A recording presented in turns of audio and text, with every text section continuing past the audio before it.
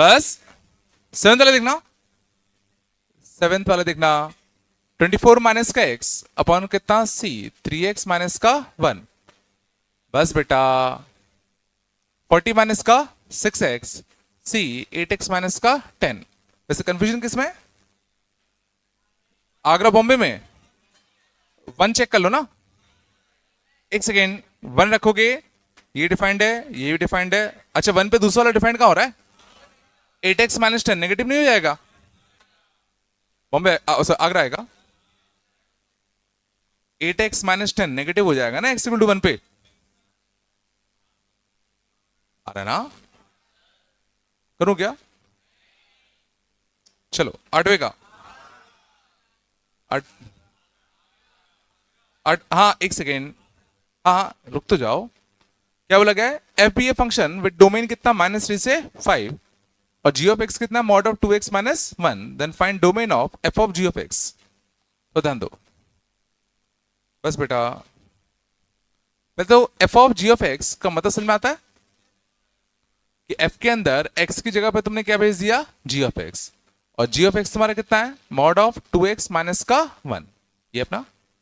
और एफ का डोमेन दे रखा है कितना? -3 से 5। एफ का डोमेन कितना है? -3 से 5।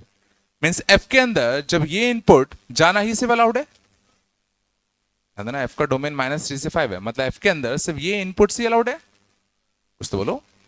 तो ये फंक्शन सोचो कब डिफाइंड होगा? जब मॉड ऑफ 2x माइनस 1 का आउटपुट, जब मॉड ऑफ 2x माइनस 1 का जो आउटपुट होगा वो कहां से कहां जाएगा?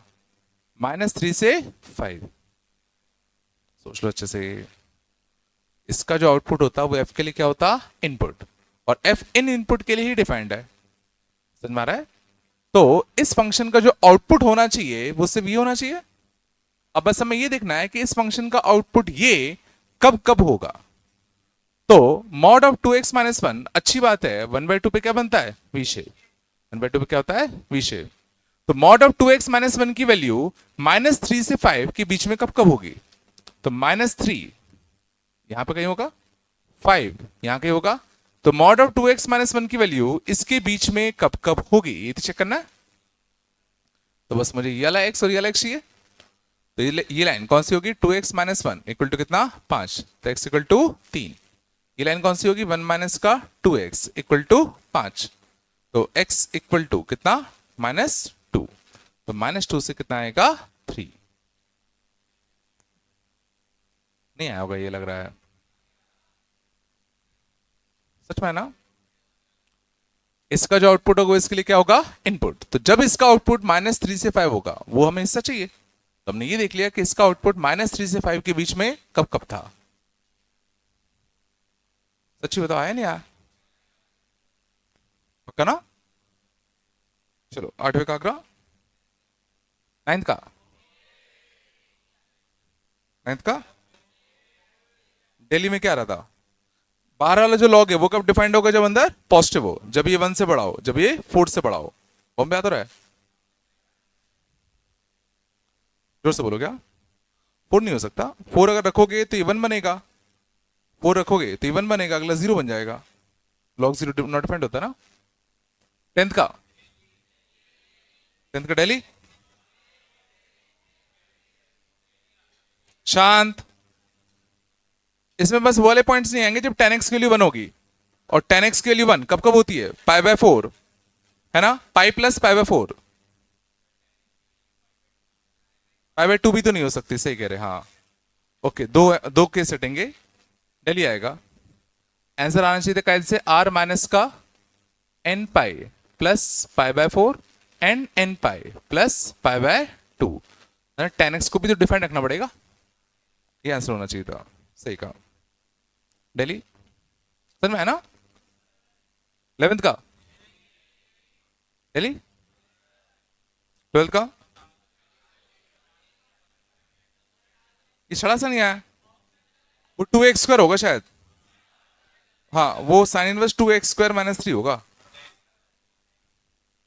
हाँ 2x² - 3 करने का क्या रहा? दिल्ली आ रहा है क्या?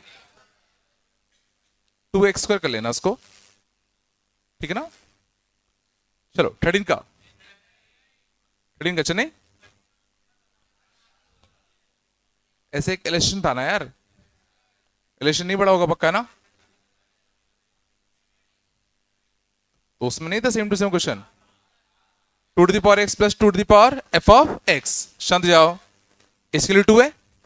अब इसका डोमेन निकालने के लिए पहले एफ ऑफ एक्स की value in terms of x निकाल लें। तो 2 की power f of x equal to कितना, 2 माइनस का 2 की power x. F of x को नीचे उतारने के लिए दोनों साइड लॉग बेस 2, दोनों साइड लॉग बेस 2, ये ले लूं, ये आ गया एफ ऑफ एक्स फंक्शन। अब इसका डोमेन कब होगा, जब ये चीज क्या होगी, पॉजिटिव। तो 2 माइनस 2 की पावर एक्स ग्रेटर देन 0, तो 2 इज ग्रेटर देन 2 की पावर एक्स, तो x इज लेस देन 1। बोलो है ना, कुछ तो बोलो। पहले तुम्हें फंक्शन निकालना पड़ेगा इन टर्म्स ऑफ एक्स, फिर उसका डोमेन चेक करना पड़ेगा। नहीं चला क्या, पक्का आ रहा है ना बेटा? चलो, हाँ बेटा, क्या, जोर से बोलो। लॉग को सॉल्व करें क्या होता है, कैसे सॉल्व करोगे, क्या log a minus log b log a upon b होता है, log of a minus b थोड़ी होता है। चलो चल आगे बोलो बेटा। चलो 14 का, 14 का चेन्नई, 15 का चेन्नई, 16 का, बस 16 देख लो, बस बेटा। 16 में क्या था, सेक इनवर्स ऑफ देखो 2 माइनस मॉड एक्स बाय कितना 4। सोचने का तरीका, सबसे पहले फंक्शन कौन दिख रहा है, अंडर रूट। अंडर रूट तब डिफाइंड होगा जब इसका आउटपुट कैसा होगा, पॉजिटिव, पॉजिटिव होगा। पर अच्छी बात है सेक इनवर्स हमेशा पॉजिटिव ही आउटपुट देता है। सेक इनवर्स का आउटपुट कहां से कहां होता है, सेक इनवर्स का आउटपुट कहां से कहां होता है, 0 से पाई, तो इसका आउटपुट तो हमेशा पॉजिटिव ही होता है। तो देखो अंडर रूट को कोई दिक्कत होगी कभी क्या, नहीं, समझ आ रहा है। अब बस हमें ये इंश्योर करना है कि सेक इनवर्स का डोमेन बस सेटिस्फाई करे। अब सेक इनवर्स का डोमेन क्या होगा, तो ये जो क्वांटिटी है 2 माइनस का मॉड एक्स बाय 4, या तो ये हो जाए 1 से बड़ा, ध्यान देना, या तो ये हो जाए -1 से छोटा।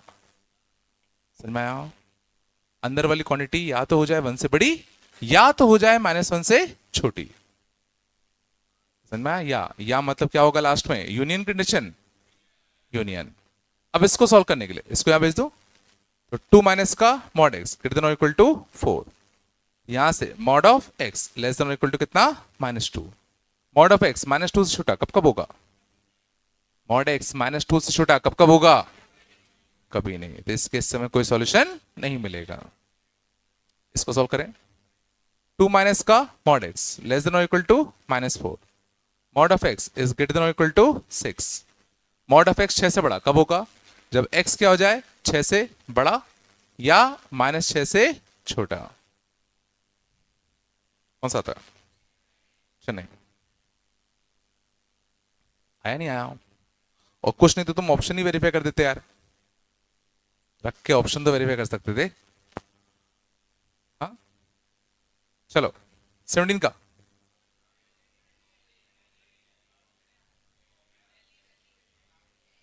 शांत, 0 रख के चेक कर लो ना, 0 अलाउड ही नहीं है, डेली आएगा। बॉम्बे कैसे बोल रहे हो, -√2 से √2 के बीच में 0 आ रहा है, 0 रखोगे तो लॉग नॉट डिफाइंड हो जाएगा, है ना। सॉल्व करूं क्या, जल्दी बताओ। देखो अंडर रूट है, देखो अंडर रूट कभी दिक्कत पैदा करेगा ही नहीं, क्योंकि देखो अंदर फंक्शन कौन सा है, ई, और ई का आउटपुट हमेशा कैसा होता है, पॉजिटिव। ई भी कोई दिक्कत देता नहीं है, दिक्कत कौन देगा, साइन इनवर्स और लॉग, साइन इनवर्स और लॉग। तो साइन इनवर्स कब डिफाइंड होगा, जब लॉग ऑफ एक्स स्क्वायर की वैल्यू क्या होगी, 1 से -1 के बीच में। बेस कितना है इसका, 2, 2 को ट्रांसफर कर दें तो यहाँ 2 आएगा, यहाँ 1/2 आएगा, यहाँ कितना है लॉग ऑफ एक्स का, सॉरी 2 ट्रांसफर कर दिया ना, एक्स का स्क्वायर। तो एक्स स्क्वायर की वैल्यू 2 से छोटी है, 1/2 से बड़ी। तो एक्स स्क्वायर की वैल्यू, ध्यान देना, एक्स स्क्वायर की वैल्यू 2 से छोटी, 1/2 से बड़ी। ये वाला हिस्सा और ये वाला हिस्सा, 1/√2 से √2 माइनस 1/√2 से माइनस √2। डेली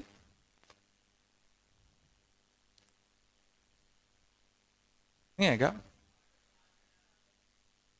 पक्का ना?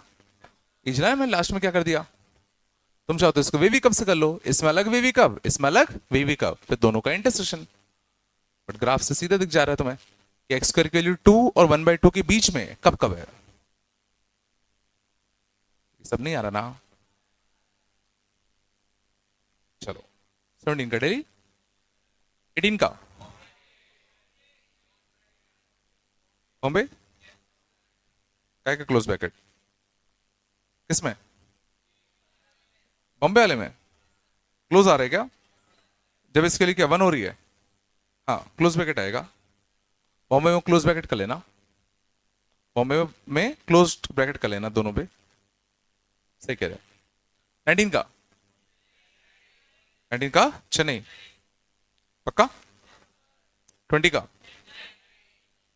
20 का चेन्नई, 21 का किससे के दिए थे? अच्छा इलेक्शन दिए थे ना, कोई डाउट? कोई भी इलेक्शन एक्सरसाइज में कोई डाउट?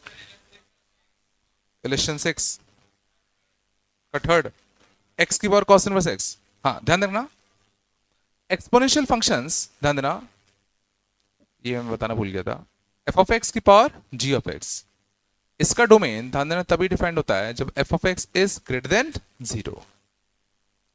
है ना, एफ ऑफ एक्स की पावर जी ऑफ एक्स तभी हम डिफाइन करते हैं जब एफ ऑफ एक्स क्या होता है, ग्रेटर देन और इक्वल टू 0। ठीक है, इक्वल टू भी शायद 0 नहीं लेते, नहीं लेते, F of x greater than 0 तभी लेते हैं। ठीक है ना? है ना, कभी भी तुम ऐसा नहीं दिखेगा -2 की पावर एक्स, ऐसा तुम्हें कभी कोई फंक्शन नहीं मिलेगा, क्योंकि सोचो -2 की पावर एक्स बहुत दिक्कत देगा। इसका तुम ग्राफ बनाने चाहोगे तो देखो बिल्कुल 0 पे हाइट कितनी आएगी 1, बट 1/2 पे ये कैसा होता, नॉट डिफाइंड। 1/4 पे कैसा होगा, नॉट डिफाइंड। 1/6 पे कैसा होगा, नॉट डिफाइंड। तो कई जगह पे नॉट डिफाइंड होगा और कई जगह पे डिफाइंड भी होगा। तो हमने रट्टा ही खत्म किया, हमने कहा कि बेस कभी नेगेटिव हो ही नहीं सकता, नहीं तो ये कई जगह पे डिफाइंड हो रहा है, कई जगह पे डिफाइंड नहीं हो रहा। समझ में आ रहा है? हमेशा ध्यान रखना, एक्सपोनेंशियल फंक्शन डिफाइन करने के लिए base should always be greater than 0। ठीक है? तो फंक्शन ही क्या बचेगा, 0 के बाद कुछ भी 0 ही रहेगा, तो सेंस ही क्या है, तो कांस्टेंट फंक्शन डिफाइन कर देंगे हम। तो कांस्टेंट फंक्शन डिफाइन कर दो ना, एक्सपोनेंशियल करने की जरूरत है। समझ गए ना? वो प्रॉपर्टी होती है। ठीक है, याद रखना इसको। और बताओ बस, जोर से बोलो। क्वेश्चन 15, 15 है कहां, इसमें है ही नहीं, क्या बोल रहे हो? डीएसटी में 15, log x base x square का अंडर रूट, डीएसटी का देखना 15, बस लॉग एक्स बेस एक्स का स्क्वायर। ठीक है ना? तो सिंपल सी बात है, दो केस बनेंगे, या तो x 1 से बड़ा या तो x 1 से छोटा। बोलो कुछ तो, x अगर 1 से बड़ा है तो ये भी 1 से बड़ा आएगा, तो वैल्यू कैसी आएगी, पॉजिटिव। वैल्यू कैसी आएगी, पॉजिटिव। तो ये पूरा का पूरा सॉल्यूशन सेट में आएगा। बोलो, x अगर 0 से 1 के बीच में, x अगर 0 से 1 के बीच में है तो ये भी 0 से 1 के बीच में होगा, ये भी तो 0 से 1 के बीच में होगा, ये भी बढ़िया है। दिक्कत क्या है, बस 1 नहीं हो सकता, तो 0 से लेके 1 के बीच में पूरा, है ना? तो आंसर कितना आ गया, 0 से लेके इनफिनिटी एक्सक्लूडिंग 1। जब ये 1 से छोटा है तो ये भी 1 से छोटा है, और ये अपने पढ़ा है कि लॉग का बेस अगर 1 से छोटा और आर्गुमेंट भी 1 से छोटा तो वैल्यू कैसी आती है, पॉजिटिव। आया? चलो और कुछ, एक्सरसाइज फोर्थ का, एक्सरसाइज फोर्थ का फर्स्ट, एक्सरसाइज फोर्थ का फर्स्ट, इसमें क्या दिक्कत है? एक्सरसाइज फोर्थ का फर्स्ट देखना, बस बेटा देखो 6th रूट है, 6th रूट है तो अंदर वाली क्वांटिटी कैसी होनी चाहिए, पॉजिटिव। तो 4 की पावर x को क्या लिखा, 2 की पावर 2x, 8 की पावर 2/3, 2/3 तो 1/3 वाला 2 बनता 4, तो 2 की पावर कितना 2 x माइनस का 2 यह था, माइनस का 52 माइनस का 52 माइनस का 2 की पावर 2x माइनस का 2 कट गया क्या? नहीं 2x माइनस 2 अच्छा 2x माइनस 4 है, ठीक है ये ना। दिस थिंग शुड बी कैसा ग्रेटर देन और इक्वल टू 0, बोलो है ना। 2 की पावर 2x देखो हर जगह दिख रहा है, तो 2 की पावर 2x कॉमन ले लूं 1, यहां से माइनस 4 तो 1 अपॉन 2 की पावर 4, यहां से माइनस 1 अपॉन 2 की पावर माइनस 2 1 अपॉन 4, बोलो दोस्तों ग्रेटर देन और इक्वल टू कितना 52, बोलो है ना। यहां से कितना आता 16, यहां से कितना आएगा 16, तो 16 प्लस 1 माइनस का 4 ग्रेटर देन और इक्वल टू कितना 52 बन रहा है ना। 2 की पावर 2x 17 17 माइनस 4 13 13 से कटता 4 64, तो 2 to the power 2x greater than equal to 64, तो 2x is greater than equal to 6, तो x is greater than equal to 3, 3 से इन्फिनिटी आता चलिए है पक्का बन रहा है ना। चलो चला के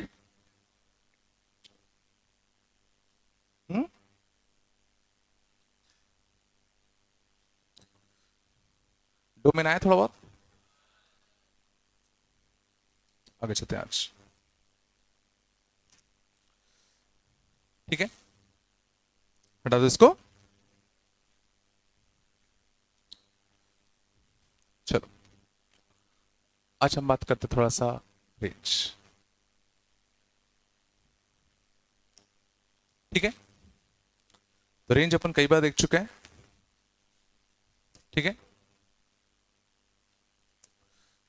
रेंज कैसे डिफाइन करें,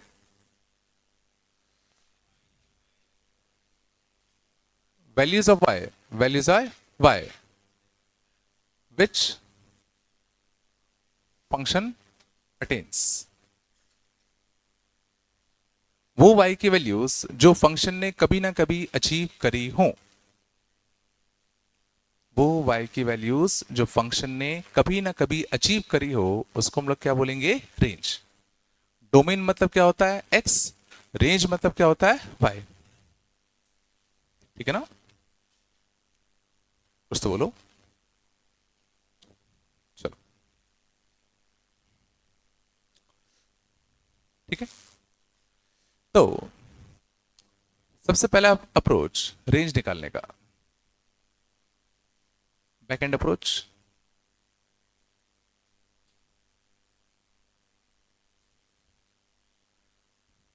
बैक एंड अप्रोच ध्यान देना।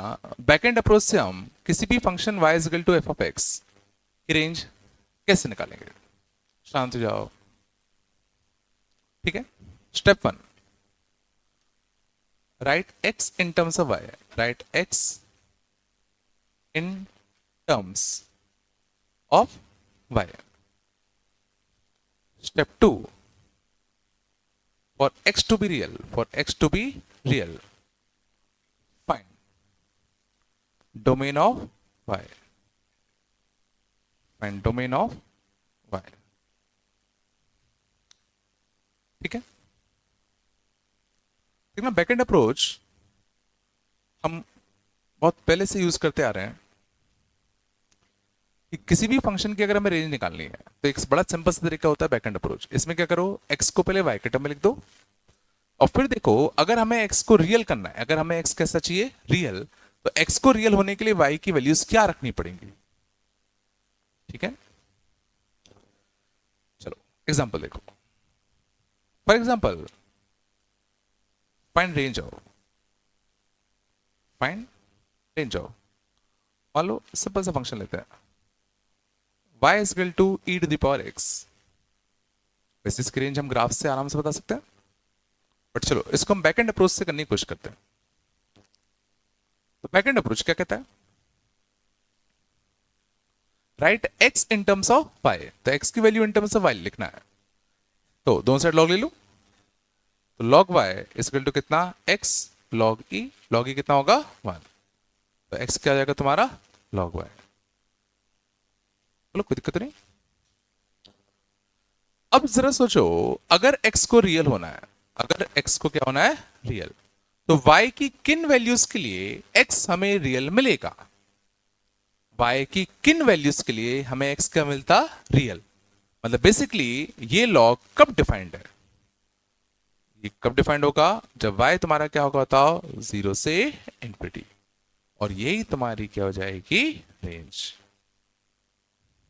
और सही बात है, e to the power x की रेंज यही तो होती है। e to the power x की रेंज क्या होती है, 0 से इंफिनिट। कुछ तो बोलो यार, नहीं है ना क्या?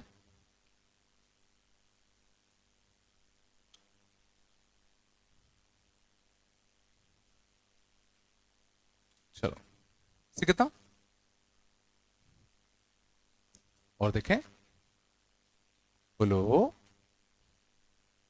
जैसा कमाल होता y equal to 2x minus 1 upon x plus 3, हमें इसकी रेंज चाहिए। y equal to 2x minus 1 upon x plus 3। मान लो हमें कुछ याद नहीं है, तो क्या करते, x को y के टर्म में लिखते, बोलो इसको इस साइड पहुंचा दूं, तो एक्स वाई प्लस का कितना, 3y equal to 2x minus 1। y के टर्म को यहाँ, 2x को यहाँ, x कॉमन ले लूं, तो y माइनस का 2, यहां से कितना आएगा, -1 माइनस का 3y। तो x की वैल्यू कितनी आएगी, -1 minus 3y upon y minus का 2। ये हमने लिख दिया x को y के टर्म में। कुछ तो बोलो। अब हम क्या करेंगे, बोलो क्या करेंगे, for x to be real, for x to be real, इस फंक्शन का डोमेन निकाल लें। बोलो, तो इस फंक्शन का डोमेन क्या आएगा? यहां कौन कौन सी y की वैल्यूज रखना अलाउड है? बोलो, यहां तुम y के लिए कुछ भी रख सकते हो सिवाय 2 के, सिवाय 2 के। बोलो है ना। यहां हम y के लिए क्या कर सकते हैं, सारी y के लिए रख दो, बस 2 ही तो नहीं रख पाओगे।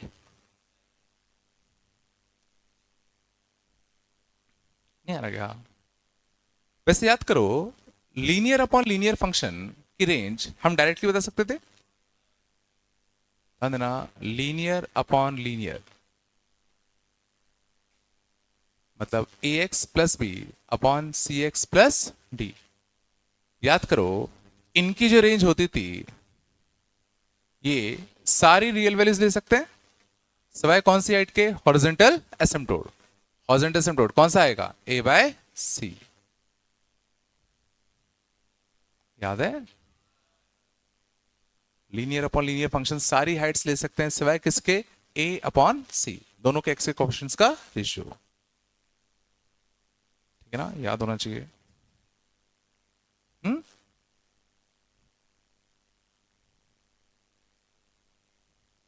हो गया?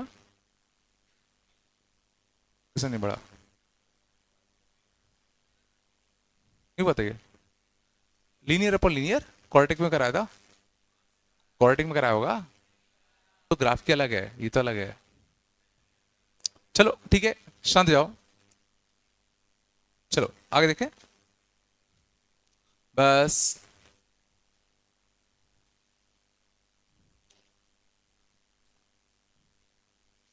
और देखें, जैसे y equal to x upon x square plus 2x plus 5। शांत जाओ, हमें इसकी रेंज निकालनी है। कैसे करें? ठीक है, तो इसकी रेंज निकालने के लिए वापस से इसको मैं सेट ले आऊं, x को y के टर्म में लिख दे। बोलो, ये तो अपने क्वाड्रेटिक में करा है, x square into y, x का कोएफिशिएंट 2y माइनस का 1 प्लस 5y इक्वल टू 0। याद करो, क्वाड्रेटिक में रेंज वाला कंसेप्ट मैंने बोला था, क्वाड्रेटिक रिवाइज कर लेना।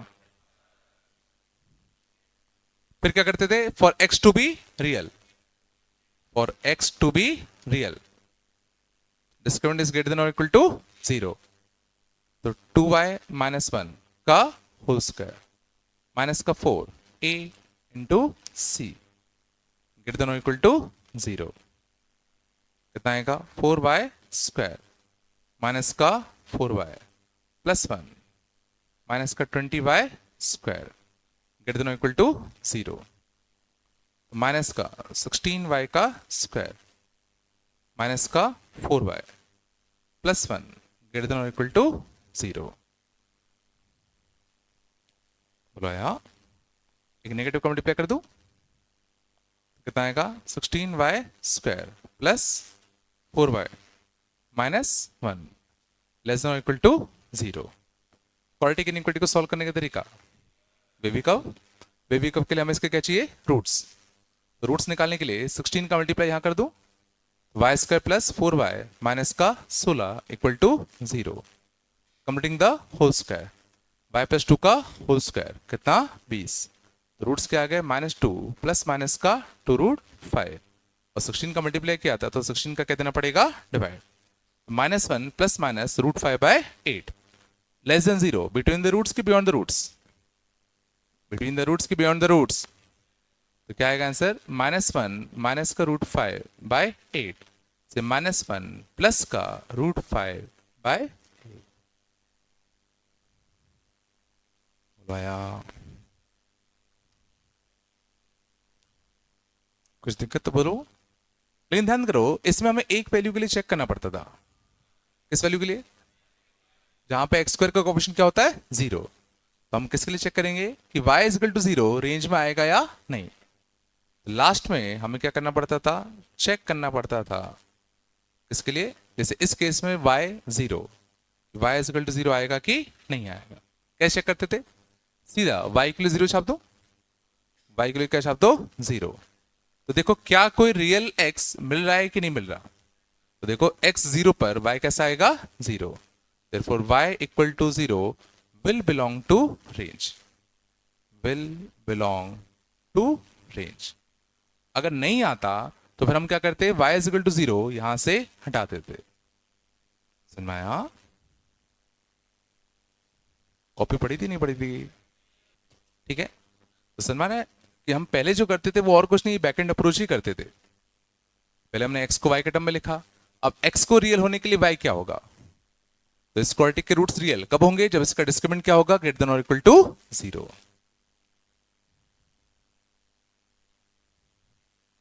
आया हल्का सा, y 0 रखा, तो y 0 क्या किसी x पे हो सकता है क्या, इसको यहां भेजो तो x 0 पे, तो x 0 पे y 0 हो रहा है, मतलब y इक्वल टू 0 रेंज में आएगा।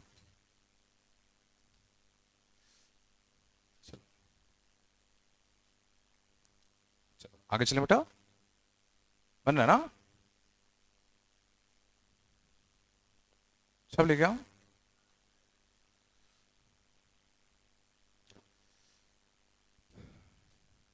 चलो अगला, y इक्वल टू x का square plus x plus 3 upon x का स्क्वायर प्लस x प्लस 5 मान लिया होता, ठीक है, कैसे करते, इसको साइड ले आते, तो एक्स स्क्वायर का ऑप्शन क्या था, क्या था y माइनस 1, एक्स का ऑप्शन क्या था, कांस्टेंट टर्म 5y माइनस का 3, लास्ट में किस y के लिए चेक करना पड़ता, लास्ट में किस y के लिए चेक करना पड़ता, जब ये 0 होता, मतलब y इक्वल टू 1 के लिए हम लास्ट में चेक करेंगे, ठीक है ना। अभी के लिए, अभी के लिए तो ध्यान देना, for x to be real, तो इसका डिस्क्रिमिनेंट क्या होगा, ग्रेटर देन और इक्वल टू 0, तो बी स्क्वायर माइनस का 4 a इंटू कितना c ग्रेटर देन और इक्वल टू 0, एक y माइनस 1 कॉमन आएगा, बोलो एक y माइनस 1 बचता, यहां से माइनस का 20y प्लस का कितना 12, है ना, तो कितना आएगा y माइनस का 1, यहां से कितना आएगा 11 माइनस का 19y, आया पक्का, अब क्या करें, बेबी कब रूट्स क्या क्या आ गए, एक 1 और 11/19, 1 और 11/19, बोलो है ना। 1 से बड़ा कुछ भी रख दे, 10 रख दूं, 10 - 1 पॉजिटिव, 11 - 190 नेगेटिव, कहां से आता, नीचे से। हमें कौन सा चाहिए था, पॉजिटिव, तो कितना आएगा आंसर, 11/19 से 1, बोलो कुछ तो, है ना। 1 पे अभी मैंने ओपन ब्रैकेट लगाया, क्यों, क्योंकि y इक्वल टू 1 के लिए हम लोग क्या करना पड़ेगा, चेक, तो check for y equal to 1, check कैसे करते हैं, सीधा y के लिए 1 छाप दो, तो देखो क्या कोई x की रियल वैल्यू मिल रही है कि नहीं मिल रही,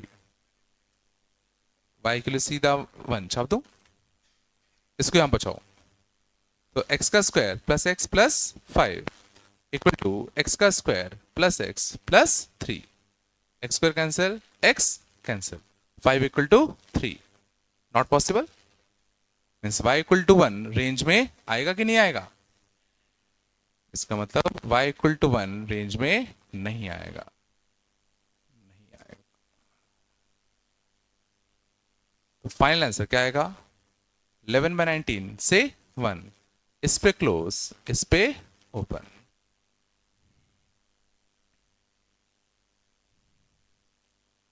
भाई सब आ रहे नहीं आ रहे, दिक्कत हो रही क्या,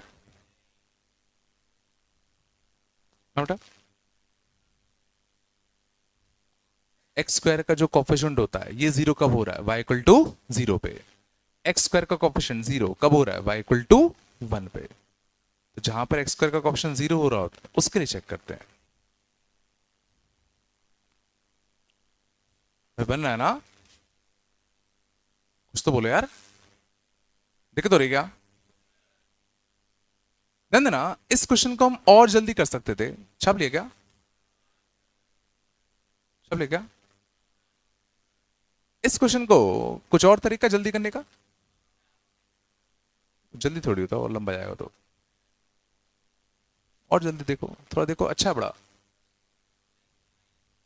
बिल्कुल, फंक्शन देखना बड़ा अच्छा है, फंक्शन बड़ा अच्छा है, x square plus x plus 3 upon x square plus x plus 5, ठीक है, तो ऊपर तुम एग्जैक्ट सेम बना सकते हो, प्लस 2 माइनस 2 कर दो, तो क्या बनेगा, 1 माइनस का 2 upon x square plus x plus 5, क्या था, अब गौर करना, ये मैक्सिमम कब होगा, जब ये मिनिमम होगा, ये मिनिमम कब होगा, जब ये मैक्सिमम होगा, इसकी मैक्सिमम वैल्यू, क्वाड्रेटिक की मैक्सिमम वैल्यू इन्फिनिटी होगी ना, क्वाड्रेटिक की मैक्सिमम वैल्यू इन्फिनिटी, तो 2 अपॉन इन्फिनिटी 0, तो 1 माइनस 0 1, बट क्या कभी ये 1 ले पाएगा, उसके लिए इसको इन्फिनिटी लेना पड़ता, बट ये इन्फिनिटी थोड़ी ले पाएगा, जो हाइट इन्फिनिटी पे मिलती है मतलब वो नहीं मिलती, जो चीज इन्फिनिटी में मिल रही है मतलब वो नहीं मिल रही है, तो 1 पे क्या आएगा, ओपन ब्रैकेट आया, इसकी मिनिमम वैल्यू कब होती, जब ये क्या होता, मैक्सिमम, ये मैक्सिमम कब होता, जब ये क्या होता, minimum, x square plus x plus 5 की मिनिमम वैल्यू, क्वाड्रेटिक की मिनिमम वैल्यू -d/4a, माइनस का बी स्क्वायर माइनस का 4ac अपॉन 4a, तो कितना आएगा 19/4, तो 19/4, बोलो, तो मिनिमम वैल्यू कितनी आएगी, 1 माइनस का 8/19, तो 11/19, आ नहीं आ रहा, कुछ तो बोलो, लेकिन ये हम इसीलिए कर पाए, जरा सोचो ये मैं कब कब कर सकता हूं, ध्यान देना, जब ऊपर के दो टर्म्स और नीचे के दो टर्म्स का रेशियो सेम हो, जब ऊपर के दो टर्म्स और नीचे के दो टर्म्स का रेशियो सेम हो, ये तभी तो कर सकते हैं, अगर सोचो यहीं पे अगर 2x होता, सोचो हम कुछ नहीं कर पाते, फिर अब उनको यही वाला अप्रोच यूज करना पड़ता, समझ में आ रहा है, फिर हमें यही वाला अप्रोच यूज करना पड़ता, नहीं आ रहा क्या, ठीक है। बट अगर इसका और इसका रेशियो सेम है, जैसे अगर मान लो यहाँ एक्स स्क्वायर प्लस एक्स है, तो यहाँ डालना 2x² प्लस 2x होता तो भी काम कर जाता। यहाँ एक्स स्क्वायर प्लस एक्स है तो यहाँ 2x² प्लस 2x होता तो भी काम कर जाता। समझ गए ना। फिर यहाँ 5 है तो हम यहाँ 10 बनाते डबल। आया थोड़ा सा, नहीं आया हो तो ये तरीका है अपने पास। ओके चले, बैक एंड अप्रोच आया थोड़ा बहुत।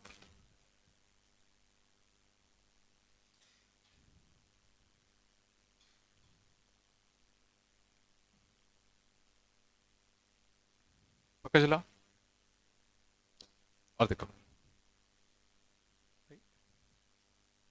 रेंज जाओ, रेंज जाओ, जो भी क्वेश्चन चल रहा हो। 2 to the power x plus 4 की पावर y इक्वल टू 3। इसकी रेंज निकालनी है, रेंज, डोमेन नहीं। देखो डोमेन निकालना होता तो क्या करते, अभी अपन ने क्वेश्चन किया था सेम टू सेम। डोमेन निकालने के लिए y की वैल्यू इन टर्म्स ऑफ हम लोग क्या लगते x, और फिर उसका क्या निकालते डोमेन।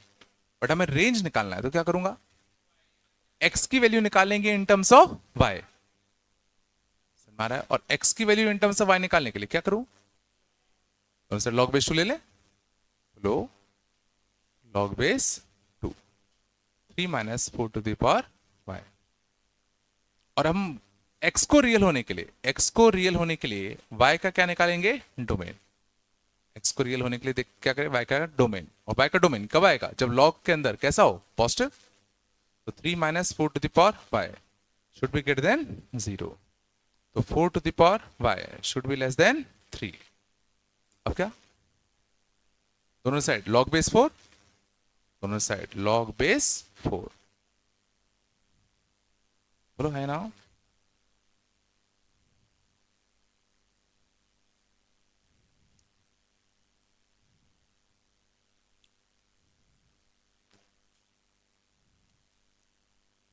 दिक्कत हो रही क्या, ठीक है ना। सेम अप्रोच बैकएंड वाला, x की value in terms of y निकाला, x को रियल होने के लिए y का डोमेन निकाल लिया।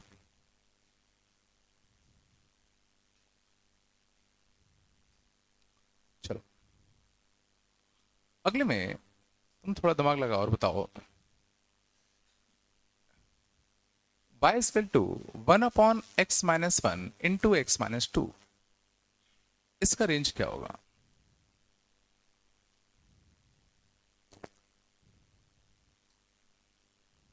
One upon x minus 1 into x minus 2, इसकी रेंज क्या होगी बिना कुछ सॉल्व किए, और रियल नंबर माइनस 0। और सोचो,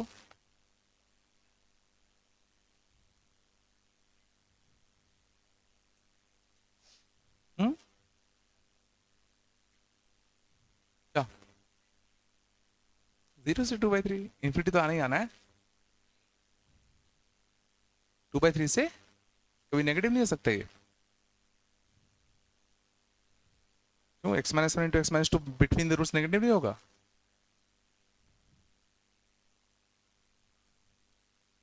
और ये नंबर्स 1 से 2 नहीं, वो डोमेन बता रहे हो तुम, डोमेन रेंज माइनस -1/4 से इन्फिनिटी, क्यों माइनस इन्फिनिटी नहीं आएगा, क्यों 1.99999 रख दो, 1.9999 रखोगे तो ये पॉजिटिव, ये नेगेटिव, और डिनोमिनेटर बहुत छोटा तो वैल्यू बहुत बड़ी, बोलो कुछ तो।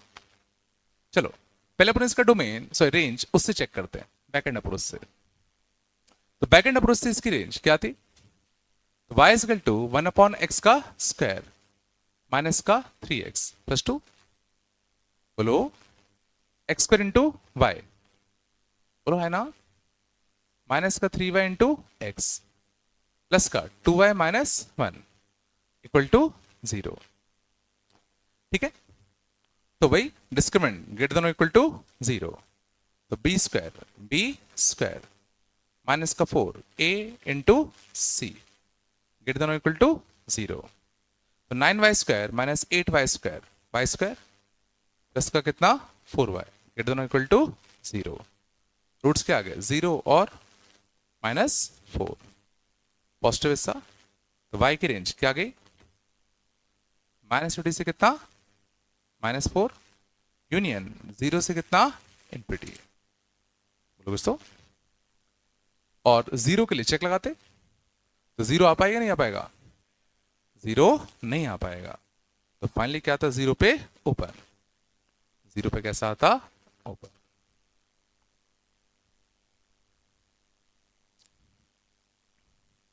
आए पक्का कुछ तो बोलो यार। चलो अब सोचने की कोशिश करते हैं कि क्या ये आंसर हम डायरेक्टली सोच सकते थे। ठीक है अब ध्यान देना सोचते कैसे। पहले एक चीज तो क्लियर रखो दिमाग में कि ध्यान दो ना समझ में आए तरीका तो ये तरीका काम करेगा ही करेगा। ठीक है ना। हम बात करें चीजों को जल्दी कैसे करें। तो ध्यान देना x-1 और x-2 है। तो देखो डिनोमिनेटर साफ दिख रहा है 0 हो सकता है। डिनोमिनेटर साफ दिख रहा है 0 हो सकता है। ठीक है ना। और डिनोमिनेटर का 0 हो रहा है तो ये वैल्यू इन्फिनिटी और माइनस इन्फिनिटी लेगा ही लेगा। डिनोमिनेटर का 0 हो पा रहा है तो इसकी वैल्यू इन्फिनिटी और माइनस इन्फिनिटी दोनों होगी। क्योंकि 2 से अगर मैं हल्का सा बड़ा रखूं 2 से अगर हल्का सा क्या रखूं बड़ा तो ये वैल्यू पॉजिटिव ये वैल्यू पॉजिटिव। तो फंक्शन कौन सी एट लेता प्लस इन्फिनिटी। और 2 से अगर मैं हल्का सा कैसे रखूं छोटा 2 से हल्का छोटा तो ये पॉजिटिव ये नेगेटिव। तो कौन सी वैल्यू लेता माइनस इन्फिनिटी। तो रेंज में प्लस इन्फिनिटी और माइनस इन्फिनिटी तो आने आना है। बोलो कुछ तो। ठीक है ना। अब सवाल उठता है कि 0 और 4 0 और -4 टाइप के टर्म कैसे लाऊं। 0 और -4 टाइप के टर्म कैसे लाएं। बोलो कुछ तो 0 और -4 टाइप के टर्म है ना। बोलो कुछ तो मींस इसकी मिनिमम वैल्यू x² - 3x + 2 की मिनिमम वैल्यू कितनी आ रही है। इसकी मिनिमम वैल्यू कितनी आएगी -d/4 है। -d/ कितना 4 है। -d/4 कितना आएगा माइनस का b² - 4ac b² माइनस का 4ac अपॉन 4a। इसके लिए कितनी आगे देखो -1/4। इसकी मिनिमम वैल्यू कितनी है -1/4 ये ऊपर जाता तो एक बाउंड्री पॉइंट कौन सा मिलता -4। एक बाउंड्री पॉइंट कौन सा मिलता -4। और दूसरा बाउंड्री पॉइंट जब इन्फिनिटी होता जब क्या होता इन्फिनिटी तो 1/∞ क्या मिलता 0।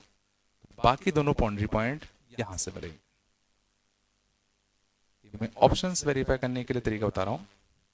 अगर मान लो तुम्हारे पास 4 ऑप्शन होते तो इन्फिनिटी और माइनस इन्फिनिटी तो आने ही आना रेंज में। हमने इसकी मिनिमम वैल्यू देखी तो वो कितनी आई -1/4। तो ऊपर जाता तो इसकी रेंज में क्या आता -4 और -4 ये एक्चुअल में ले रहा है -4 ये एक्चुअल में ले रहा है ना। बट इन्फिनिटी पे इसके लिए क्या होती 0। तो इन्फिनिटी पे 0 लेता बट 0 कभी ले पाएगा क्या नहीं ले पाएगा।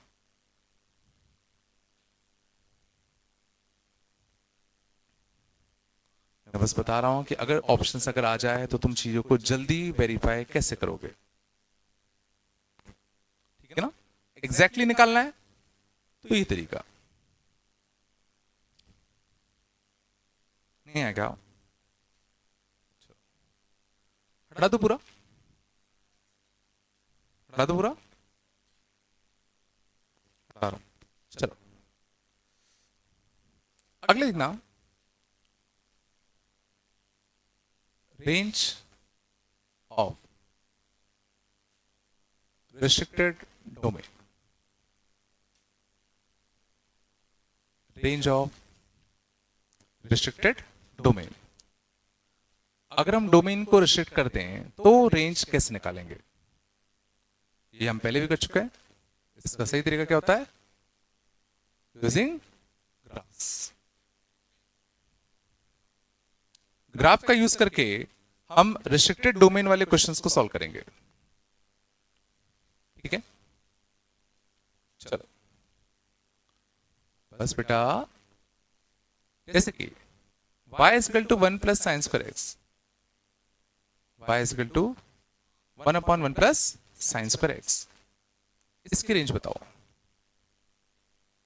इसकी रेंज बताओ।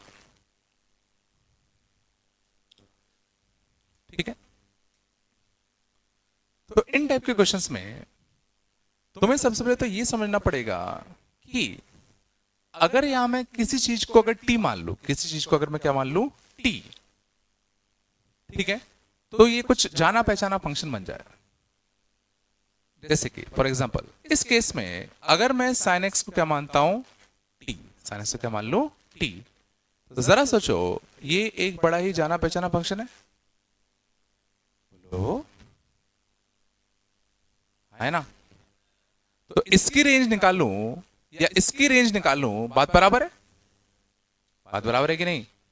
और इसकी रेंज क्या आएगी, इसकी रेंज क्या आएगी, बोलो, जीरो से क्या, जीरो से वन, कुछ तो बोलो।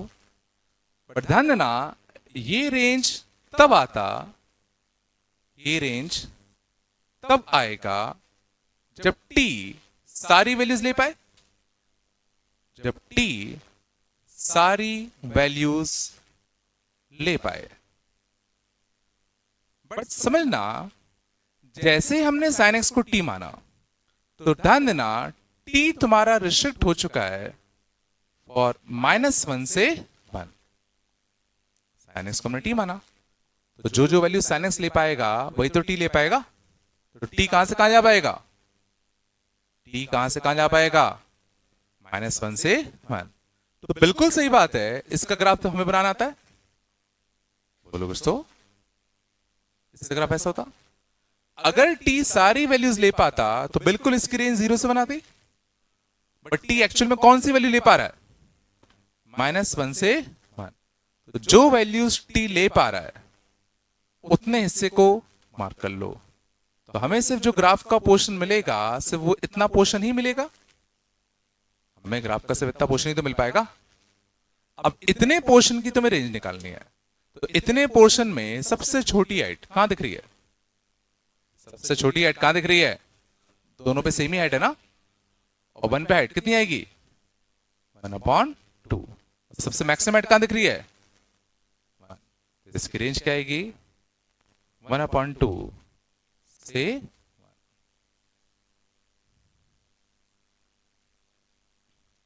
समझ में आया ना, ये आंसर गलत है, ठीक है। तो एक चीज हमेशा ध्यान रखना, तुम अगर किसी भी फंक्शन में किसी चीज को टी से रिप्लेस कर रहे हो तो नया फंक्शन बनेगा। अब तुम्हें इसकी रेंज निकालनी होगी, बट ये एक बार चेक कर लेना कि तुमने जिस चीज को टी माना कि कहीं टी रिस्ट्रिक्ट तो नहीं हो गया। और अगर टी रिस्ट्रिक्ट हो चुका है तो क्या करो, इसका ग्राफ बनाओ, जो भी रिस्ट्रिक्टेड पार्ट है उतने हिस्से में ग्राफ को मार्क करो। अब इस मार्क्ड ग्राफ की रेंज निकालो, मतलब इस मार्क्ड ग्राफ की सबसे छोटी हाइट और सबसे बड़ी हाइट निकाल लो। तो साइन एक्स की sine square x, sine square क्यों, साइन क्यों नहीं, तुम्हें कैसे होता, साइन का नहीं करेंगे साइन स्क्वायर करेंगे, तो तुमने तो टी स्क्वायर माना, टी में तो साइन है, साइन स्क्वायर थोड़ी है। हाँ उसमें कह रहे हो कि ये चीज सही बात है, मिनिमम कब होगा, जब ये मैक्सिमम होगा, और ये मैक्सिमम कब होगा, जब ये कैसा होगा, मैक्सिमम। और ये मैक्सिमम कब होगा, जब ये मिनिमम होगा। तो जब साइन स्क्वायर एक्स की मिनिमम वैल्यू होगी जब कितनी होगी, 0। कर सकते हो, चलो थोड़ा सा आया भाई, आ रहा है नहीं आ रहा यार, पक्का, चलो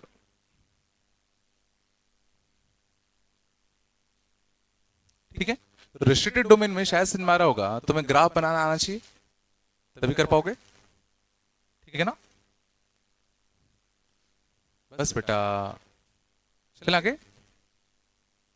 बोलो कुछ तो, चलो और देखें, y is equal to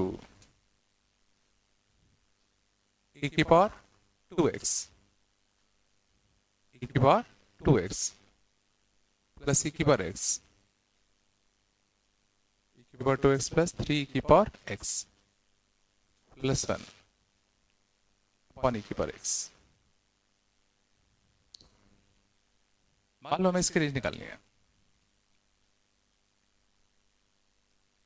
ठीक है। कैसे करें? साफ साफ दिख रहा है यहाँ e की पावर x बार बार आ रहा है, तो क्यों ना उसी को t मान लिया जाए। तो e की पावर x को क्या मान रहा हूं मैं? t। और जैसे तुम e की पावर x को t मानोगे, ना t तुम्हारा रिस्ट्रिक्ट हो चुका है, इसका जो आउटपुट होगा वही तो t लेगा। और e to the power x का आउटपुट मतलब रेंज क्या होता है?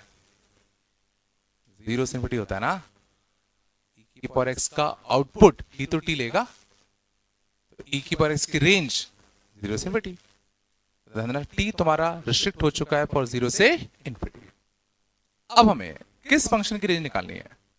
T square plus 3t plus 1 upon t की, है ना। तो कैसे निकाले?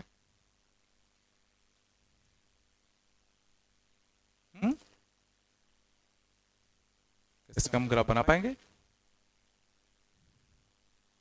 चलो, चूंकि अभी मैंने नहीं पढ़ाया तो ऑब्वियसली इसमें कुछ जुगाड़ होगी। टी को डिवाइड देते, टी प्लस 1/t प्लस 3, बोलो ये तो करेंगे ना।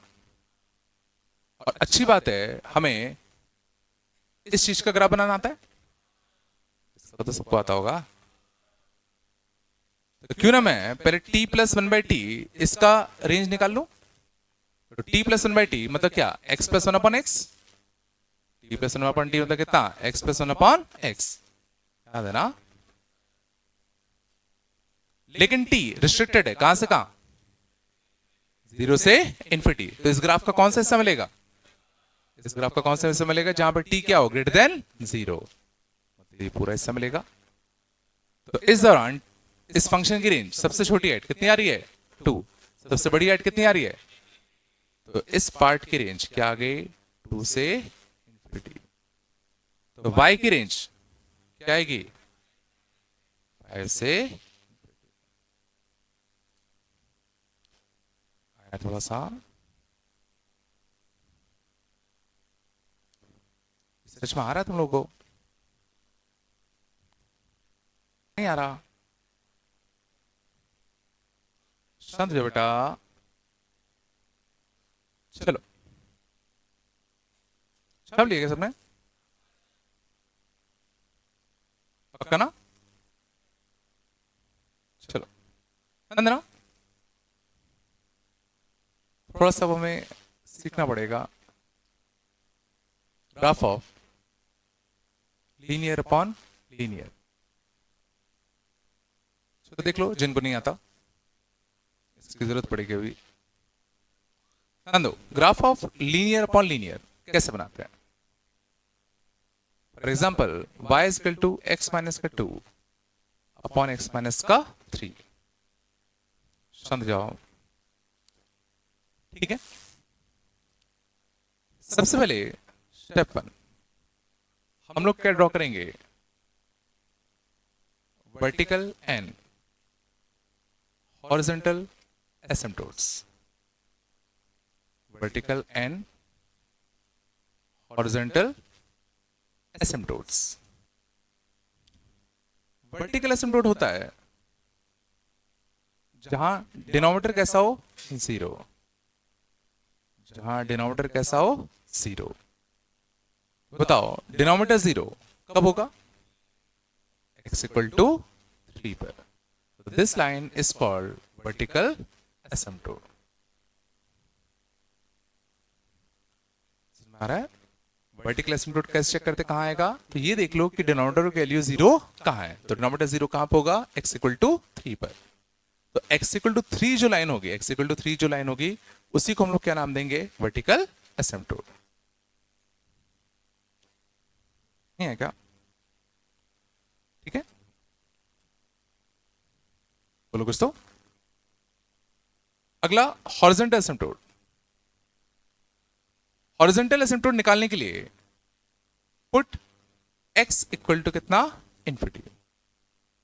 पुट x इक्वल टू कितना? इन्फिनिटी। तो x के लिए इन्फिनिटी छाप दो। इन्फिनिटी माइनस 2 अपॉन कितना? इन्फिनिटी माइनस 3, ये बनता। इन्फिनिटी के सामने सोचो 2 को निगलेक्ट कर सकते हैं? इन्फिनिटी के सामने 3 को भी नेगलेक्ट कर सकते हैं, तो इन्फिनिटी अपॉन इन्फिनिटी कितना आता 1। हॉरिजॉन्टल एसिम्पटोट कौन सा था, y इक्वल टू 1।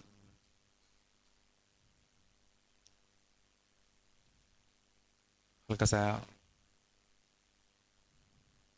ठीक है। तो सबसे पहले हमने क्या किया, वर्टिकल एसिम्पटोट और हॉरिजॉन्टल एसिम्पटोट वाली लाइंस निकाली। वर्टिकल एसिम्पटोट निकालने के लिए सिंपली देखो डिनोमिनेटर 0 कहां है।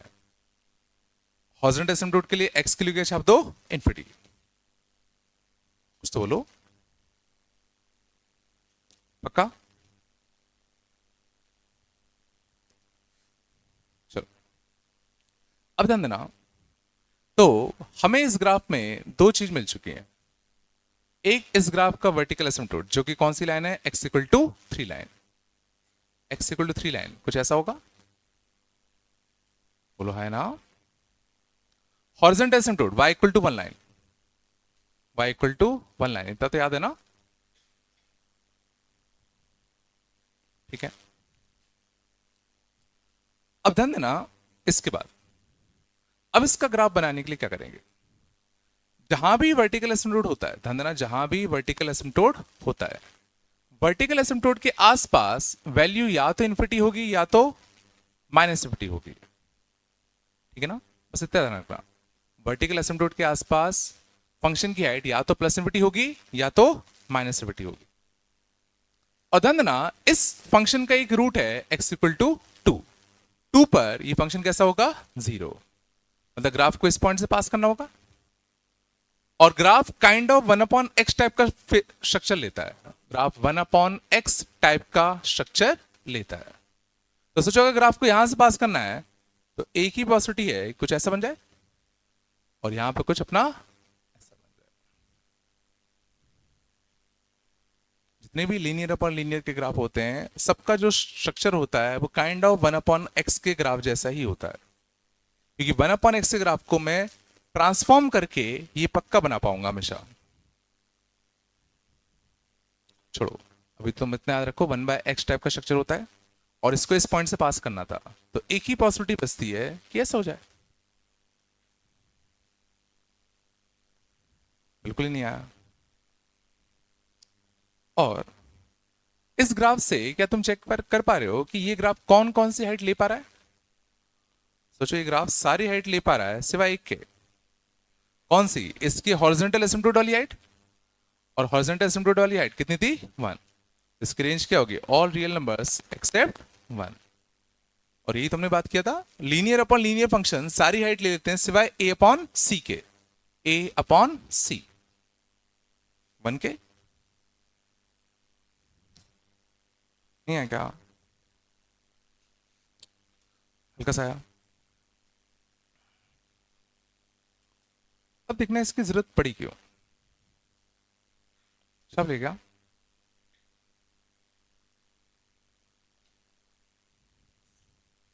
अभी के लिए काम चल जाएगा इतने से। चलो देखना, मान लो मैं रेंज निकालना होता, find range of y is equal to 2 sin x plus 1 and 1 minus का 3 sin x। मान लो मैं इसकी रेंज निकालनी है, बताओ क्या करते, इतना समझ मारा, साइन एक्स तो क्या मानते, t। पहला स्टेप है नहीं यहाँ, साइन एक्स को अगर मैं t मानूंगा तो t कहां से कहां होगा, t कहां से कहां होगा, -1 से 1। तो क्या बन जाएगा function, 2t plus 1 upon 1 minus का 3t। कुछ तो बोलो,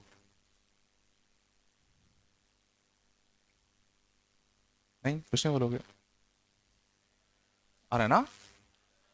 अब हमें इसकी रेंज निकालनी है जब t क्या होगा, -1 से 1। तो समझ में आ रहा है, अब ये क्वेश्चन किसका हो गया, रिस्ट्रिक्टेड डोमेन वाले रेंज का। अब वो निकालने के लिए हमें इसका ग्राफ बनाना आना चाहिए। चलो अब देखते हैं इसका ग्राफ कैसे बनता। सबसे पहले वर्टिकल एसिम्पटोट, बताओ वर्टिकल एसिम्पटोट कहां आता है, जहां डिनोमिनेटर क्या होगा, जीरो, डिनोमिनेटर जीरो कब होगा, t equal to 1/3। Horizontal asymptote, horizontal asymptote t के लिए क्या रख दो, इन्फिनिटी, तो ऊपर 2 इन्फिनिटी, नीचे सबसे बड़ा टर्म कौन सा, माइनस का 3 इन्फिनिटी, तो कितना आएगा y is equal to minus का 2/3। बन रहे नहीं बन रहे, पक्का है, बस।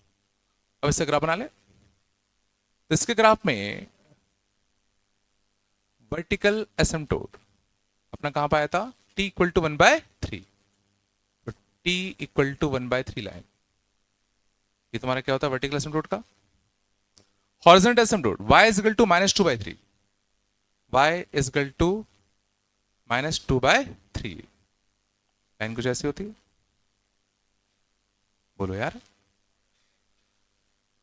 चलो, क्या इसका कोई रूट है क्या, देखो -1/2, -1/2 पे ये x x को कट करेगा, मतलब ये ग्राफ -1/2 पे x x को कट करता हुआ जाएगा, तो सोचो काइंड ऑफ का शेप 1/x टाइप का कैसा होना चाहिए, सोचो यहां से कुछ अपना ऐसा, तो यहां पे कुछ अपना, बोलो चला, नहीं आया, नहीं आया क्या, कुछ तो बोलो यार,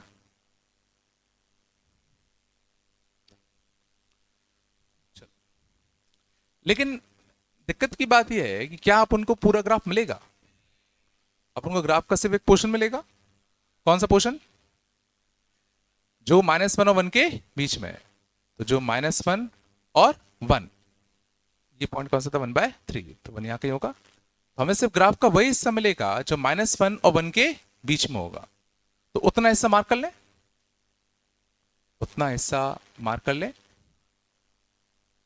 हमें ग्राफ का ये वाला पोर्शन मिल रहा होगा, जरा, तो कौन कौन सी हाइट मिल रही है, -1 पर देखो, -1 पे कितनी हाइट लेगा, -1 रखो, -2 + 1, -1, -1 पर कितना आएगा 4, तो ये हाइट कितनी आएगी -1/4, 1 पर कितनी हाइट ले रहा है 3, 1 पर कितनी हाइट ले रहा है -2, ये हाइट कितनी आएगी -3/2, तो जितना हिस्सा मैंने ग्राफ का मार्क किया, उस ग्राफ ने क्या क्या रेंज, ये कौन कौन सी y की वैल्यूज ली, सोचो, -50 से -3/2 तक, फिर -1/4 से इन्फिनिटी तक, तो फाइनल रेंज क्या आएगा, -50 से कितना -3/2, यूनियन -1/4 से इन्फिनिटी,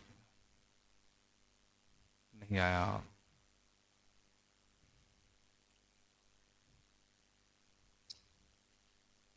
थोड़ा बताया, बट ये करने के लिए तुम्हें पहले लीनियर अपॉन लीनियर फंक्शन का ग्राफ बनाना आना चाहिए,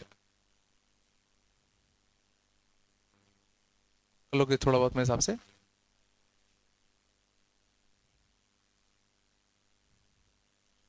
हटा दो इसको पूरा, पक्का ना, हटा दो ना, चलो अगले ना,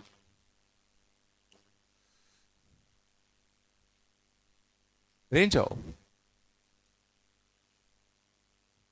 इंक्रीजिंग एंड डिक्रीजिंग फंक्शंस, बातें,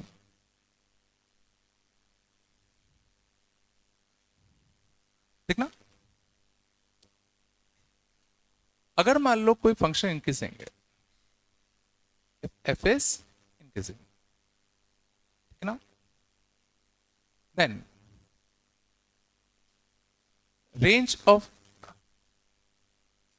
f of x, ठीक है, for x belonging to a to b, for x belonging to a to b, सीधा होगा f of a से f of b, सोचो, अगर कोई फंक्शन इंक्रीजिंग है, कोई फंक्शन कैसा है इंक्रीजिंग, हमें इसकी रेंज निकालनी थी for x belonging to a से कितना b, तो जब x a से b के बीच में था तो उस दौरान फंक्शन की रेंज क्या थी, तो सोचो चूंकि ये फंक्शन इंक्रीजिंग है तो सबसे छोटे इनपुट पे लेगा और सबसे बड़ी हाइट सबसे बड़े इनपुट पे लेगा। तो ए पे हाइट क्या लेता, एफ ऑफ ए। बी पे हाइट क्या लेता, एफ ऑफ। बिल्कुल कॉमन सेंस है।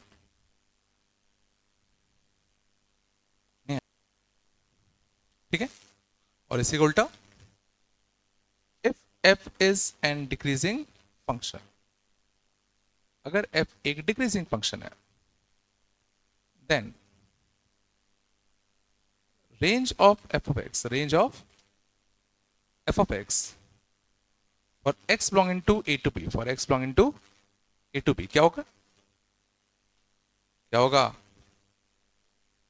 f of b सबसे छोटी हाइट, f of a सबसे बड़ी हाइट।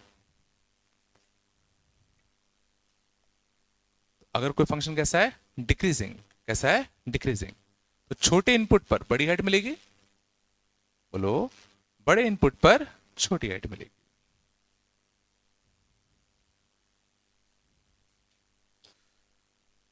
कुछ तो बोलो यार, चला आगे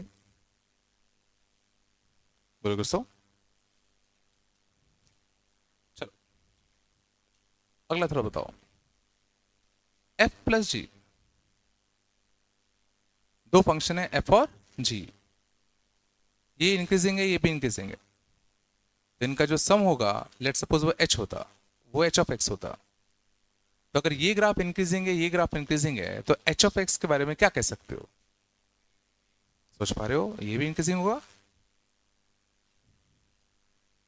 और दिमाग लगाओ, ये ग्राफ इंक्रीजिंग दोनों को ऐड कर दो तो जो नेट ग्राफ बनेगा वो भी तो इंक्रीजिंग ही बनेगा, पक्का यार। और अगर ये डिक्रीजिंग तो एच ऑफ एक्स भी कैसा होगा, डिक्रीजिंग। कॉमन सेंस है। अच्छा ये इंक्रीजिंग हुआ और ये डिक्रीजिंग हुआ तो कांट से सुना है ना, फिर अपन नहीं कह सकते कि वो चीज क्या होगी। मैंने कंपोजिट फंक्शंस का रेंज बताया तुम लोगों को, कंपोजिट फंक्शंस के रेंज मैंने सिखा दिया था ना, बताया था यार, f of g of x. कितनी बार बताऊंगा एक ही चीज, शांत जाओ, याद है f of g of x की रेंज कैसे निकाल देते, तो जी ऑफ एक्स का जो आउटपुट होगा वो एफ के लिए क्या होगा, इनपुट।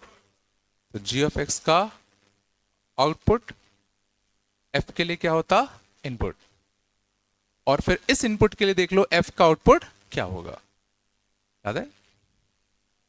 चलो मैं अभी कुछ और बताना चाह रहा हूं, और ध्यान देना काफी इंपॉर्टेंट है। अगर जी ऑफ एक्स इंक्रीजिंग है और एफ ऑफ एक्स भी इंक्रीजिंग है तो सोच सकते हो f of g of x क्या होगा, तो दिमाग लगाओ।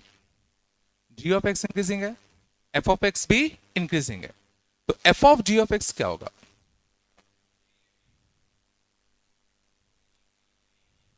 समझो।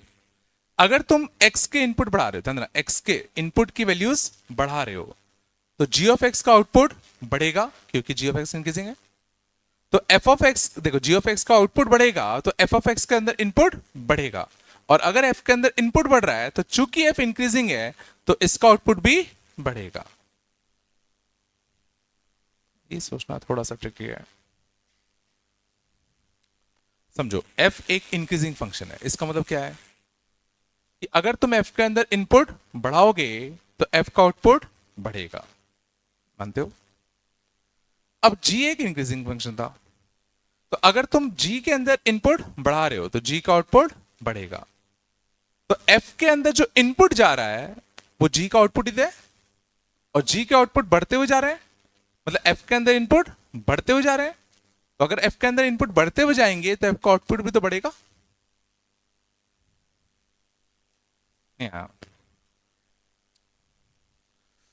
दिक्कत अभी आगे आने वाली है, ध्यान दो।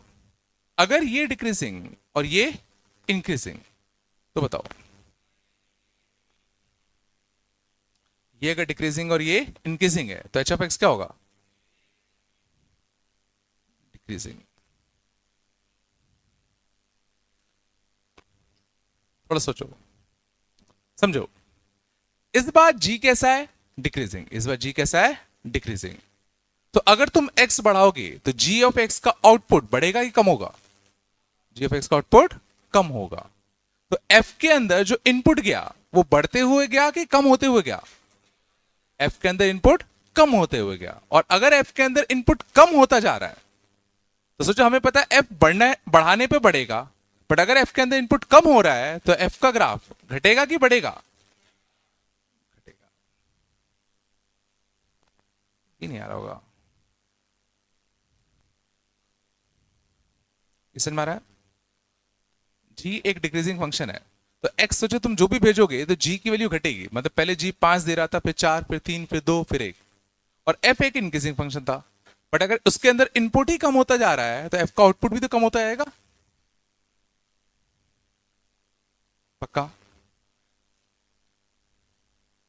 चलो इसको बताओ। ये डिक्रीजिंग, ये decreasing.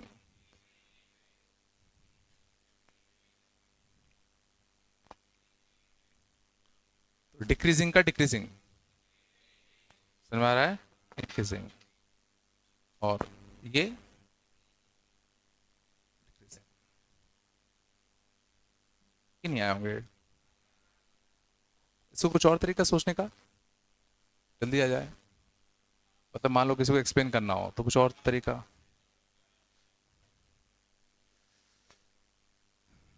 Plus plus plus, minus plus minus, minus minus plus. हाँ ये सही है। इसको प्लस समझो, इसको प्लस समझो। Plus plus plus, minus plus minus, minus minus plus, plus minus minus. ठीक है, ऐसे याद कर लो। देखना बात नहीं, माइंड रेंज आओ,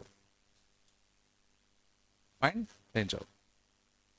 पहला y is equal to sin inverse x plus tan inverse x plus log x plus e to the power x। इस फंक्शन की मान लो हमें रेंज निकालनी होती। अब वैसे तो देखो यहाँ कुछ तो भी फंक्शन इन्वॉल्व हो चुके हैं, तो इनमें कोई रिलेशन तो होगा नहीं, बट इसमें एक अच्छी बात है। सोचो इस पूरे फंक्शन का डोमेन तो जो कुछ पर्टिकुलर पार्ट के लिए रिस्ट्रिक्ट हो चुका है। ये तो देखो कोई दिक्कत देता नहीं है, ये कहता है 0 से इन्फिनिटी, ये भी कोई दिक्कत देता नहीं है। ये कहता है -1 से 1, तो दिक्कत बस इन दोनों ने थी। और इन दोनों का इंडिकेशन क्या आएगा? 0 से 1। 0 नहीं ले सकते, समझ में आया? पहली अच्छी चीज। दूसरी अच्छी चीज क्या है? बिल्कुल, ऑल आर इंक्रीजिंग फंक्शंस। सोचो जरा, साइन इनवर्स इंक्रीजिंग फंक्शन होता है, tan इनवर्स इंक्रीजिंग होता है, ln x increasing, e to the power x increasing. और सब अगर इंक्रीजिंग होंगे तो पूरा y इंक्रीजिंग होगा। तो y कंफर्म कैसा होगा? एक इंक्रीजिंग फंक्शन होगा। और अगर पूरा y एक इंक्रीजिंग फंक्शन है तो सबसे छोटा आउटपुट कब आएगा? सबसे छोटे इनपुट पर। और सबसे बड़ा आउटपुट कब आएगा? सबसे बड़े इनपुट पर। तो सबसे छोटा आउटपुट सबसे छोटे इनपुट पे, तो सबसे छोटा इनपुट कितना आएगा? 0। और 0 से हल्के से बड़े पे ये कितना लेगा? Minus infinity. तो बाकी तो कुछ भी लेते हैं, क्या फर्क पड़ना है? तो सबसे छोटा आउटपुट क्या आएगा? माइनस इनफिनिटी है क्या? इसकी रेंज मैं डायरेक्टली कह सकता हूं f(0) से f(1). बोलो कुछ तो। f(0) -50, f(1) 1 पे π/2, 1 पे π/4, तो 3π/4, 1 पे 0, 1 पे e, तो 3π/4 plus.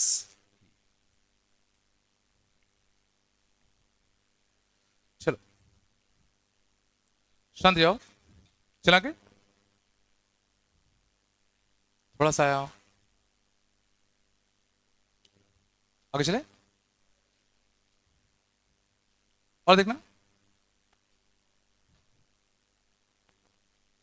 y equal to log base 2 cos inverse of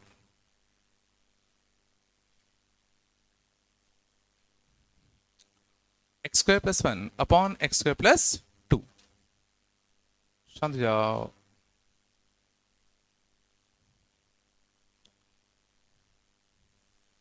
y is equal to log base 2 cos inverse x square plus 1 upon x square plus 2।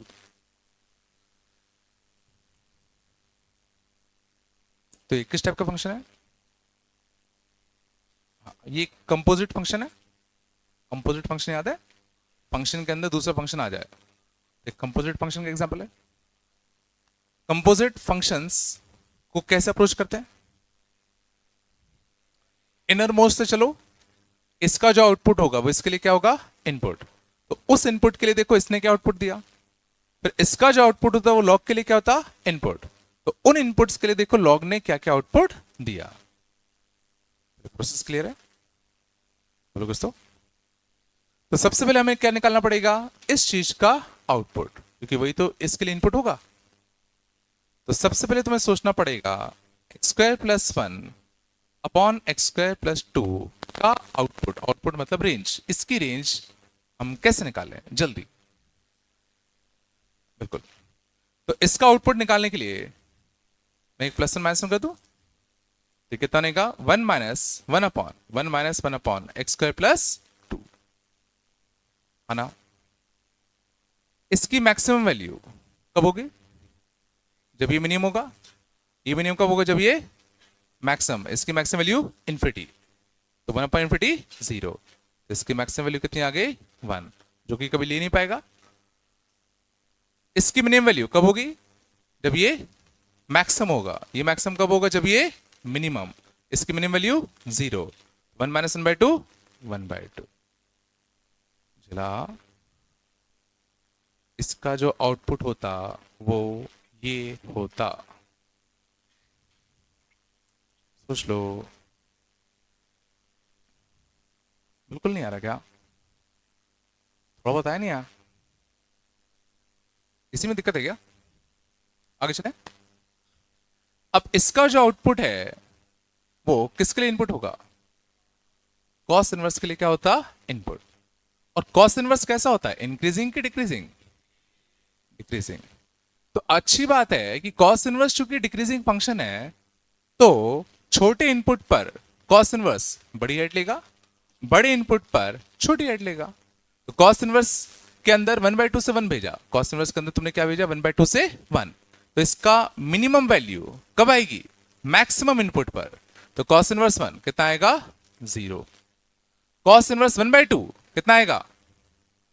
Cos inverse 1/2 कितना आएगा? 1 ले नहीं रहा तो 0 नहीं लेगा, 1/2 ले रहा है तो π/3 लेगा। तो सोचो कॉस इनवर्स का आउटपुट क्या? अब कॉस इनवर्स का जो आउटपुट है वो लॉग के लिए क्या होगा? इनपुट। और लॉग के लिए क्या होता? इनपुट। और लॉग अच्छी बात है, कैसा है? बेस 2 का इंक्रीजिंग फंक्शन। लॉग बेस 2 का कैसा है? एक इंक्रीजिंग फंक्शन। तो सबसे छोटे इनपुट पर लॉग सबसे छोटा आउटपुट देगा, सबसे बड़े इनपुट पर लॉग सबसे बड़ा आउटपुट देगा। तो लॉग के अंदर 0 भेजोगे, 0 मतलब 0 प्लस, तो लॉग का आउटपुट क्या होगा? -50। लॉग के अंदर π/3 भेजोगे तो लॉग का आउटपुट क्या आएगा? Log π/3 base.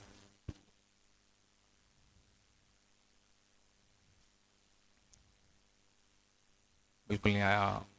सबसे ज्यादा क्वेश्चन जो पूछे जाते हैं वो कंपोजिट वाले ही पूछे जाते हैं, क्योंकि इसमें थोड़ा दिमाग लगता है, इसलिए। नहीं आया क्या? ऐसा? हाँ, वैसे तीनों फंक्शन, हाँ, बट ये इनपुट तो कुछ तो भी है ना। इनपुट तो कभी इंक्रीज कर रहा है, कभी डिक्रीज कर रहा है। तो कॉस इनवर्स हमेशा इंक्रीजिंग बचेगा ही नहीं, समझ ना? तो सीधा नहीं कह सकते। हाँ, अभी अगले में आ जाएगा जो मैं कह रहा हूं। कुछ तो बोलो यार, आया थोड़ा बहुत। हाँ?